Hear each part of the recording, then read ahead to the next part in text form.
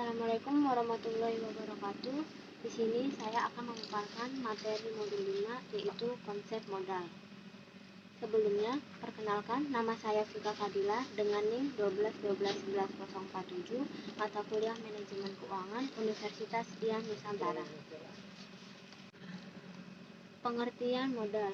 Secara garis besar, pengertian modal adalah sekumpulan uang ataupun barang yang bisa digunakan untuk dasar melakukan sesuatu pekerjaan atau usaha.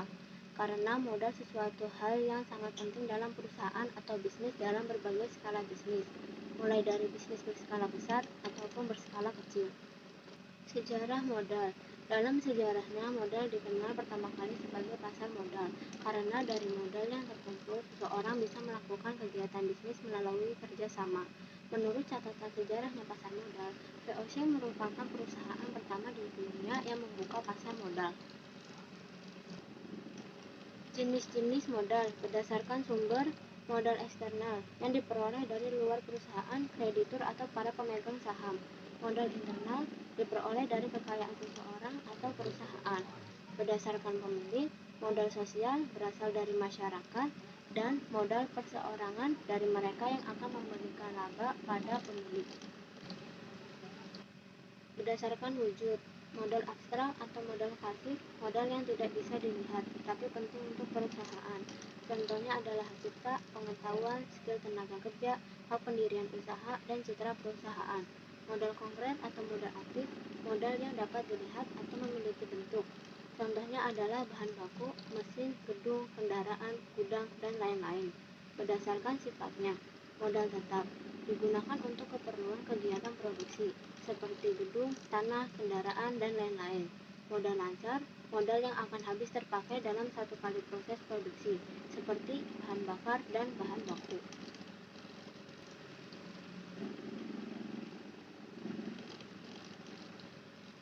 Manfaat modal bagi perusahaan. Membayar sewa tempat. Untuk sewa tempat yang harus berbanding lurus dengan harga lahan agar bisnisnya sukses. Penyediaan bahan produksi, seperti bahan baku, peralatan, dan mesin produksi. Gaji pekerja, untuk membayar gaji, tunjangan, dan bahkan asuransi kerja. Simpanan, untuk mengantisipasi hal yang tidak diinginkan, seperti defisit, kekurangan biaya operasional, atau bahkan peningkatan pasar. Melakukan proses produksi untuk biaya seperti air, sabun, bahan bakar, listrik, gas, dan sebagainya. Mengurus perizinan usaha. Dalam mengurus izin usaha perlu menyiapkan modal karena terkadang memerlukan jasa notaris. Mengurus hak paten agar produk terdaftar atas nama Anda atau kita. Meningkatkan kepercayaan pihak lain sebagai pertimbangan kondisi finansial perusahaannya. Keperluan lainnya seperti membuka cabang baru, memperluas pasar, transportasi, bursa, dan inventaris perusahaan.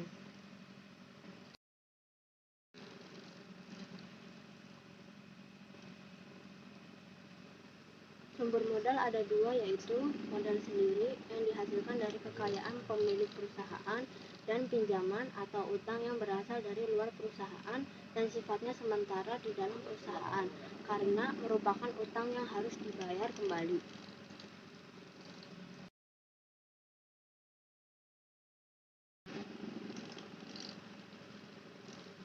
Cara mendapatkan modal yaitu dengan tabungan, jual aset pribadi, gadaikan aset pribadi, patungan bersama, investor, mengandalkan hibah, dan lomba bisnis.